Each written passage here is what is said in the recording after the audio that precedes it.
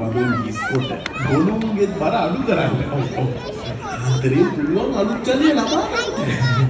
එහෙනම් මේ පුරා දුරින්ද ඔය කියන වනාන්තරයේ තියෙන මිත්‍රය නෑ මේ ළඟ ඕනම ඉදිරියට යනකොට පෙනේ. හොඳයි. අනේ ආරංචිට බොහෝම ස්තුතියි. අපි යන්නම් එහෙනම්. පන්තික සමග කතා බස් කළ ඒ අමුත්තම් පින්වතුනි කන යක්කු. උඹය වෙස්වලාගෙන සිටින්නේ. තිත ඇඳුම් ඇඳගෙන කම්බල මල්ගහකින් කරත්තේට කොලාතු බැඳගෙන ඉන්නේ පන්තකව මුලා කරලා දුර්වල කරලා පසුවට මරාගෙන කන්න. අනේ පින්වතුනි. දැන් පන්තක මුලා වෙලා අහනවා. මේ යන බව පේනවා ඇතිනව ගැල් වලින්.